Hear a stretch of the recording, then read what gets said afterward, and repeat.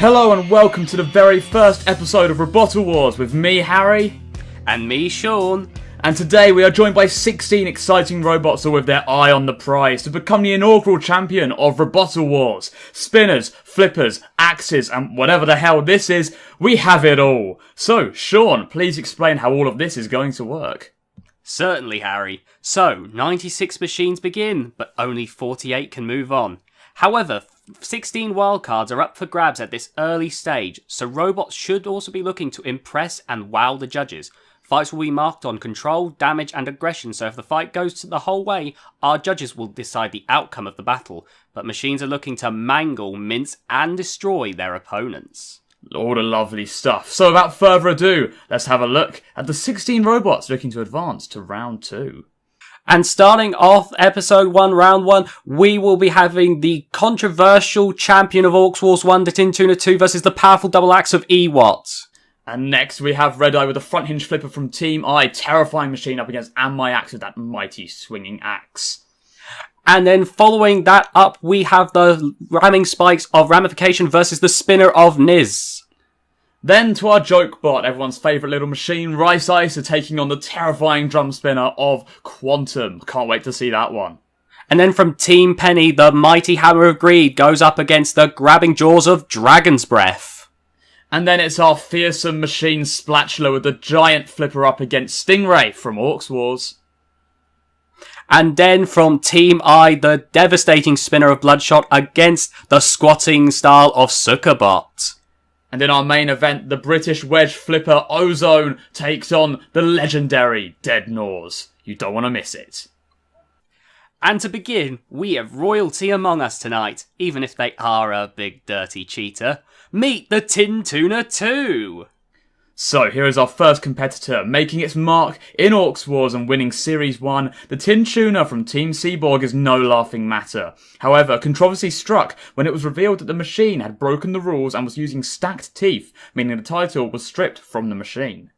However, the Tin Tuna 2 returned in Series 2 of Orcs Wars and proved cheating or not, this machine meant business, wiping out its heat and making the semi-finals. Dom from Team Seaborg claims he's tired of the competition in Orcs Wars and he's here in Robottal Wars to add to his killing list. Ever confident, Dom is here to wipe the competition clean and add to his growing collection of robot combat trophies. The Tin Tuna 2 is here to win and won't settle for anything less. And here we are with the first fight of Robottal Wars. We have the legend Tin Tuna versus Ewat. And honestly, already Ewat, some huge slams in here. The ring spinner of the Series 1 Orcs Wars champion being taken out there. 3 swings from the axe, Sean. 3 swings. How in the world? The newcomer Ewat, intensely powerful there, swinging down, taking a former champion, a legend of Robot Arena 2, and my god, they're just absolutely devastating it. I could have never in my wildest dreams even considered this to be an outcome for this fight. Just look at this Tin Tuna. 3 wheels on its wagon and no weapon to go with it. Ewat just ramming it into the corner. No respect from Ewat here for a legend of Orcs Wars. Robottal Wars is here. Ewat is here and he means business. He's just poising that axe, just waiting for that killing blow, just letting Tin Tuna just bask in its embarrassment and humiliation. My god, what an opening fight. You have to say, this is probably a bit of mind games on Team MS2's part. Not using the axe, because they know that they could easily kill Tin Tuna right here, but wanting to prove a point, using that pushing power, keeping it against the wall, meaning, like, no bitch, you move when I say. And then, I think once they decide that they're tired of toying with Tin Tuna like a cat with a mouse, they're going to go in for the kill, and I think there's no hope for Tin Tuna at this point, surely. Well, I think all we're doing now is just waiting on that axe to slam down and end Tuna's poor misery here. And there we go. Ewat, that huge slam there. No respect for Tinned Tuna. And look at that. That was the moment that changed Robottal Wars. Already proving that there is a new kid on the block. Robottal Wars is here, and Ewot means business. Sean, are we seeing our champion already? And here we go, Sean. Ewot making mincemeat out of tuna. Robottal Wars off to an electrifying start. What a way to begin the show. We've only had one fight. Absolutely, Harry. I don't think anyone could have seen that happen, and yet here we are. Ewot through to round 2, but has the Tin Tuna done enough to earn one of those special wildcard spots? We'll have to see, but until then, on to fight number 2 and the fearsome front-hinged flipper of Red Eye. Red Eye is a standout machine to me already, striking fear among the robots in its test arena footage. One word comes to mind when watching Red Eye, and that word has to be impressive. This machine not only has a powerful front hinge flipper that can throw robots coast to coast, but it also has one insane drive. Speed is key with this Team Eye machine with its 6-wheel drive and powerful motors. Everything about Red Eye has been carefully considered. This robot is able to get under opponents in seconds and throw them out before you can even blink. Red Eye is a favourite to win among the pits, and we honestly think it could go far here. Now we have Red Eye facing off against And My Axe. Another exciting fight in our first episode of Robottal Wars here. Red Eye very feared in the pit. The driving, the speed, the front hinge flipper there. A huge flip. And My Axe doing about a triple somersault in the air there. Poor old Team Fellowship. The axe an effective weapon, but nothing against the might of Red Eye. Sean, what do you think so far of Red Eye? Red Eye has its flipper placed in a very unique position, being right on top. It means it doesn't get instant access to it, but when it does, that additional height means it can just throw the robots even higher. Plus, on top of being possibly the most powerful front hinge flipper we have in the competition, as you can see there, right to the arena wall. Red Eye, so intimidating, and My Axe is by no means a bad robot, but it is up against possibly one of the top robots in the competition here in Red Eye. Absolutely, and Team I tell me that nothing can get underneath the front of Red Eye. That scoop is flush with the ground, and Am I Axe really feeling that right now? Red Eye getting straight under there every single time, and I look forward to seeing when a robot can get under Red Eye, but until then, I've got to say, Sean, I think I've found my favourite to win here. What a showing, and My Axe stuck on its back. Red Eye doesn't have to do anything, doesn't even have to throw it at the arena, just leave it to die. What a showing here by Red Eye, and my god, I cannot wait to see more from this machine. Definitely an impressive display by Red Eye, and My Axe really did not get a say in this, just being tossed into the wall again and again before finally being left to die. No more suffering, Red Eye goes into the next round. What an absolute killing there from Red Eye. We are only 2 fights into Robottal Wars, and I've seen a legend destroyed in quick fashion and a robot do 3 full somersaults in the air. Red Eye looking unstoppable, Sean. Without a doubt, Harry, a very strong performance from the Team Eye machine, and I honestly think we could be seeing this one in the tournament for a while. Brilliant work from Red Eye, but commiserations to poor And My Axe. Sometimes the draw doesn't play fair. Absolutely, Sean. And speaking of that, on to our next battle, where our favourite joke robot, Rice Icer, takes on the brutal drum spinner of Quantum. Rice Icer here from Team I, certainly one of the more ridiculous builds, up against Quantum, one of the terrifying drum spinners of Team 6-4. One of 2, actually, and already Quantum getting underneath Rice Icer. I'm not quite sure what that weapon does, Sean. I don't know either. They call it the Moby Huge, but right now we're not seeing it in action at all, and it's already dead. Rice Icer was killed in swift fashion. Poor Rice Icer didn't stand a chance there, Harry, but Quantum threw on a very easy win. I'm impressed by Quantum, but we need to see how they perform against a more threatening machine, I feel. Indeed, and we shall hopefully be seeing that in round 2, but back to the action as the show must go on. We'll be right back with more robot action after we have a look at tonight's exciting main event. Ozone is a wedge flipper. Being someone who's from England, it follows a long lineage of machines that have been very successful with that kind of concept of design. I'm Mitch, otherwise known as the Orc Corp, and I host the Robot Arena 2 series, Orcs Wars. My robot for this fight is Deadnors. It's the latest in the Nors line. They've become a bit of a fan favourite in the Orcs Wars universe. I find throwing things out of the arena quite interesting and quite fun. A friend of mine in Orcs Wars says, always anticipate failure and you will never be disappointed. I'm hoping it can bring me a bit of luck and maybe some success in Robottal Wars. I'm hoping that Deadnors at the very least can get one victory. There's a lot of fantastic robots in this tourney. Ozone versus Deadnors for our first ever main event, and I've got to say, Harry, I'm excited for this already. I've got to agree with you, Sean. Cannot wait for tonight's main event. But until then, we have more robot action as Ramification, with its piston spikes and flames, takes on the terrifying horizontal spinner of Niz. Niz and Nag from Team Fellowship here. I've been told what Niz and Nag mean, and I don't think they're appropriate for this show, Sean. But here we see Ramification with the piston spikes, the speed, and the flames. Ramification, a very interesting design, but will it do well against that mean horizontal spinner of Niz? Well, I have to say, a great bit of strategy from Ramification to begin with. Once again, going for the mini-bot seems to be a trend with fighting these robots, but Ramification might be one of the best equipped as it can throw the mini-bot far across the arena, meaning that it can keep the fight away from Niz a lot of the time. However, when Niz does catch up, that weapon is so powerful. Going right for it, you can see there the huge hit, and Ramification, I think it's done more than enough to the mini-bot. It needs to turn this back onto Niz now.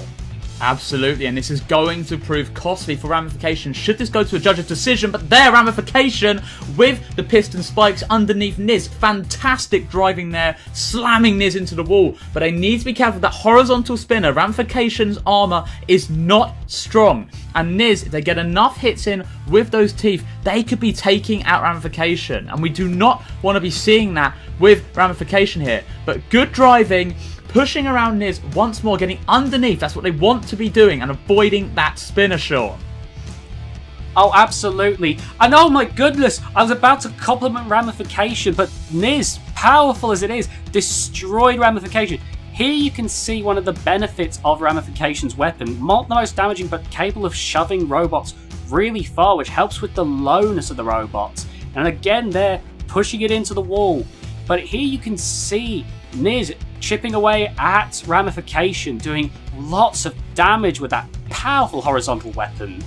Absolutely, and while Ramification looking very strong here and probably up for a wild card, I must say that killing blow at the end, Niz getting through in aggressive style. Poor Ramification. Niz showed some raw power there. Team Fellowship must be happy with that performance. Absolutely, Sean. Niz is out for blood, and it looks like Ramification is only the start of the warpath. A brilliant back and forth there. Ramification looking likely for one of our precious wildcard spots, I'm sure. We'll have to see, Harry. We still have 4 more episodes after this, so those 16 wildcards really could go to anyone right now. And now, from terrifying spinners to deadly hammers as episode 1 continues, all leading up to the big main event. I can't wait to see what happens there. You and me both, Sean, but we have some more brilliant battles before that. So let's welcome Dragon's Breath and Greed. And we've got Team Charleston's Dragon's Breath here. A beautiful looking machine. Certainly one of my favourites in the competition, aesthetic wise.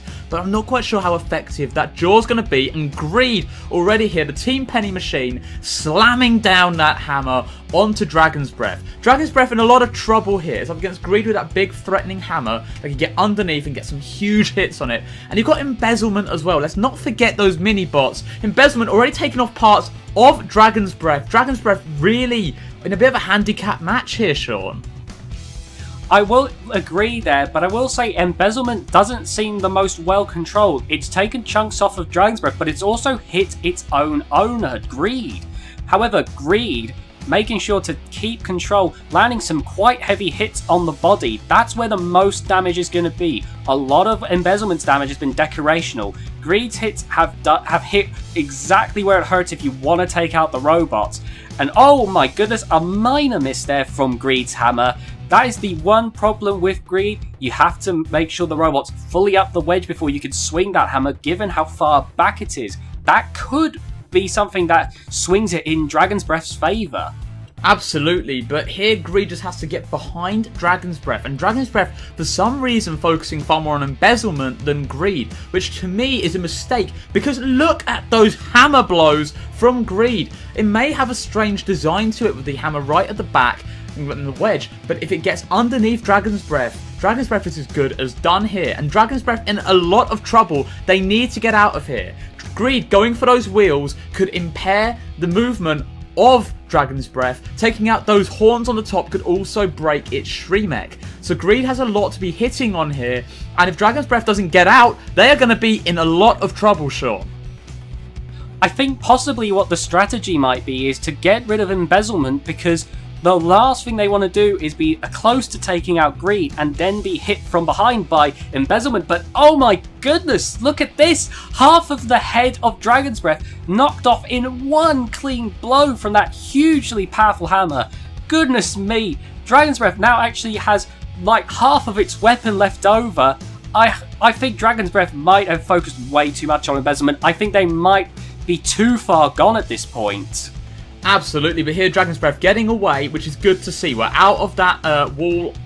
We're away from that wall now, and we've got Dragon's Breath now coming in on the offensive. But I can't really see what the weapon is doing here. It's slamming down, but it's bucking up Dragon's Breath. It can't seem to get underneath Greed or do any damage here, and the fire not seemingly working anymore. Dragon's Breath now the wheel exposed as well as embezzlement comes around the side of it. Dragon's Breath is in a lot of trouble here. If they get knocked over, they cannot self-right, Charlie tells me. I'm very, very worried for Dragon's Breath's chances right now. And despite some good driving here, good aggression, pushing Greed along, they're now forgetting about embezzlement. And embezzlement with that back to Dragon's Breath could really prove problematic for the Team Charleston machine here. Oh, absolutely. But oh my goodness, Greed attacking its own minibot. I was just about to say, I think Dragon's Breath changed its tactic too early, but Greed now saying, no, this is my fight to win, not yours. It doesn't want us focusing on that minibot anymore.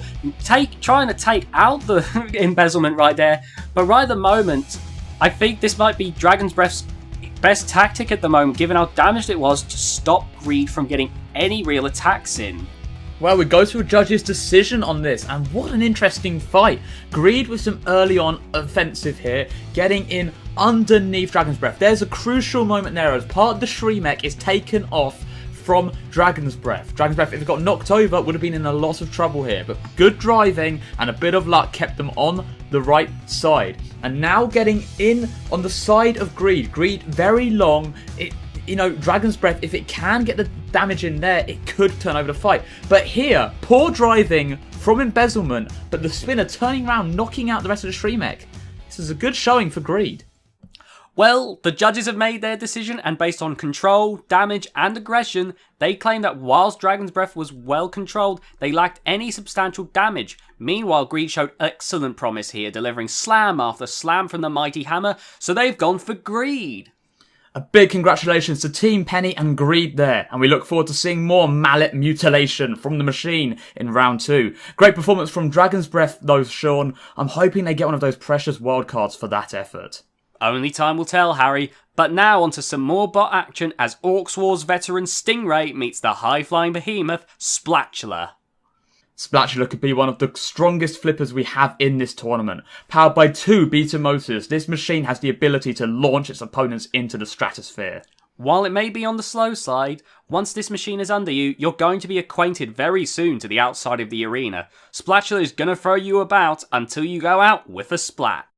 Moving on to our next fight in the first episode, and we have Splatula with the mighty flipper up against Stingray, a veteran from Orcs Wars here. Never had many wins, Stingray, unfortunately, and it looks like it may not have any here. Splatula, very, very powerful flipper here. Sean, I'm terrified.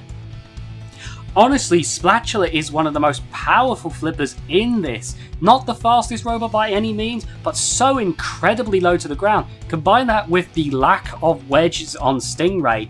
Really, Stingray has to just time its hits more so than any other axe in this tournament. And it's already out! Splatula making quick work of Stingray right there.